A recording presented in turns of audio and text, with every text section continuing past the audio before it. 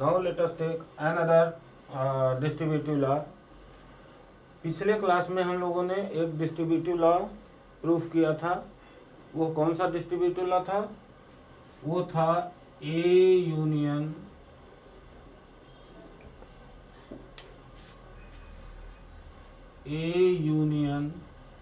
B intersection C is equal to A union B intersection A union C. ये हम लोगों ने proof किया था। आज हम लोग इसे प्रूफ करेंगे। हर चैप्टर, हर प्रूफ में हम लोगों ने देखा, देखिए मैं बार बार यह इंडिकेट करता हूं क्या कि यदि हमें set A is equal to set B यह प्रूफ करना है तो हम क्या प्रूफ करेंगे? हम प्रूफ करेंगे कि A is the subset of B and B is the subset of A. यदि ऐसा प्रूफ कर देंगे तो हम क्या प्रूफ कर देंगे? A is equal to B. यानी कि A is equal to B proof करने के लिए, दो सेट को इक्वेट करने के लिए हमें क्या प्रूफ करना होगा? हमें प्रूफ करना होगा पहला सेट दूसरे का सबसेट है और दूसरा सेट पहले का सबसेट है। यह नोट कर लीजिए। पूरे सेट थ्योरी में कहीं भी हम प्रूफ करेंगे तो हमें यह प्रूफ करना ही होगा। सिमिलरली नाउ आज हम यह प्रूफ करेंगे कि A intersection B union C is equal to A intersection B union A intersection C. आइए, फॉर एनी आर्बिट्रेरी एलिमेंट, अब क्या करेंगे हम? ये left hand side and right hand side हमें इक्वेट करना है। तो इसके लिए हम क्या प्रूफ करेंगे? हम देखेंगे कि क्या ये है इसका सबसेट है, और अगर है तो क्या right hand side is the subset of left hand side. If this is so then we will say कि A intersection B union C is equal to this. Now let us take from the left hand side LHS, let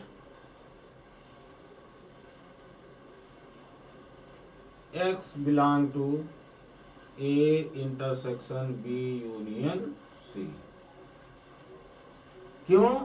क्योंकि एक arbitrary element के लिए मैं पहले भी बता चुका हूं कोई भी प्रूफ एक आर्बिट्रेरी एलिमेंट के लिए हम प्रूफ कर लेते हैं। एक आर्बिट्रेरी एलिमेंट के लिए सही है तो सारे एलिमेंट के लिए सही होगा। That's why let x belong to A intersection B union C। this implies that, ये क्या इंप्लाई करता है? ये इंप्लाई करेगा कि x belong to A and x belong to B union C। कोई प्रॉब्लम? क्योंकि x A इंटरसेक्शन दिस इसके इंटरसेक्शन में बिलोंग करता है, means x is the common element. इसका मतलब हो गया x A में भी बिलोंग करता है और x B यूनियन C में भी बिलोंग करता है। This implies that x belong to A and, अब आया x belong to B union C। इसका मतलब क्या हो गया कि या तो x B में बिलोंग करेगा या x C में बिलोंग करेगा। दिस, तो यहां हम लिखेंगे क्या? x बिलोंग टू B और x belong to C, right? This implies that x belong to A and x belong to B। इसका मतलब हो गया x कहाँ बिलोंग करता है?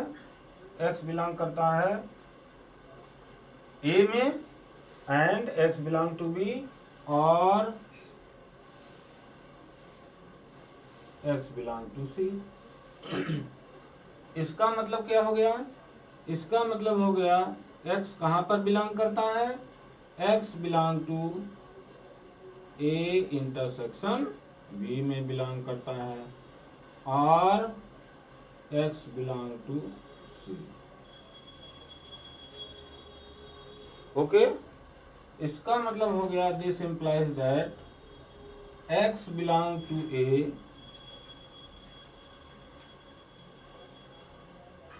and x belong to B or x belong to A and x belong to C. This implies that x belong to A intersection B or x belong to A intersection C, क्योंकि x A में भी belong करता है, x C में भी belong करता है। इसका मतलब हो गया x A इंटरसेक्शन B में बिलोंग करता है या x A इंटरसेक्शन C में बिलोंग करता है, और लगा हुआ है। इसका मतलब हो गया कि x इन दोनों के यूनियन में बिलोंग करता है। This implies that x belong to A intersection B union A intersection C में बिलोंग। इसका मतलब यहाँ हमने क्या देखा कि यहाँ हमने देखा x बिलोंग टू इसमें बिलोंग कर रहा था, और अब x कहाँ बिलोंग करने लगा, इसमें A intersection B union A intersection C में। दिस मीन्स दैट कि A intersection B union C is the subset of A intersection B union A intersection C। This, अब यहाँ पर कंक्लूजन लिखेंगे, this implies that A intersection B union C is the subset of A intersection B union A intersection C, यानी कि यह इसका subset है। Similarly right hand side, if right hand side से अगर हम लेकर के चले और यह प्रूव कर दें कि यह इसका सबसेट है, then we will prove that कि left hand side is equal to right hand side. अब आइए राइट हैंड साइड में चले। Let x belong to A intersection B union A intersection C from the RHS से हम चलेंगे। This implies that x belong to A intersection B और x belong to A intersection C। कोई problem, because यहाँ union का मतलब हुआ या तो अगर दो सेट का यूनियन है तो वो एलिमेंट या तो पहले सेट में होगा या दूसरे सेट में होगा। दिस इम्प्लाइज दैट x, अब अगर x A इंटरसेक्शन B में है, इसका बिलोंग करता है, इसका क्या मतलब हुआ कि this is the common element of set A and set B। तो कॉमन एलिमेंट है, इसका मतलब x A में बिलोंग करेगा and x belong to B और x belong to A and x belong to C। इसका मतलब देखिए यहाँ x A में बिलोंग करता है फॉर दिस, इसके लिए ये हमने स्टेटमेंट लिखा। इसका मतलब यही हुआ कि x A और B का कॉमन एलिमेंट है। यहाँ हमने इसके लिए स्टेटमेंट क्या लिखा कि x A और C का कॉमन एलिमेंट है। इसका मतलब हो गया दिस इम्प्लाइज दैट कि x बिलोंग टू A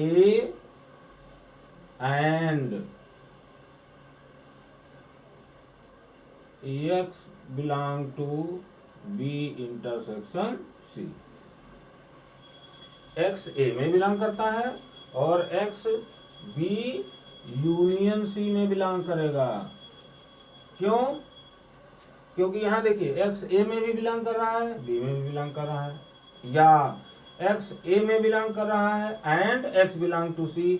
इसका मतलब क्या हो गया कि x A में तो बिलोंग कर ही रहा है और x B यूनियन सी में बिलोंग, क्योंकि एक्स बी में भी बिलोंग कर रहा है, and you can write like this. इसको और सिंपल सा करके आप लिख सकते हैं, ऐसे लिख सकते हैं, x belong to A and x belong to B और एक्स बिलोंग टू सी, ऐसे लिखिए। अब यह क्लियर हुआ कि एक्स बिलोंग टू बी और x belong to C. This implies that x belong to A and, अब एक्स बिलोंग टू बी और एक्स बिलोंग टू सी, इसका क्या मतलब हुआ? एक्स बी यूनियन सी में बिलोंग करता है। This means x belong to B union C.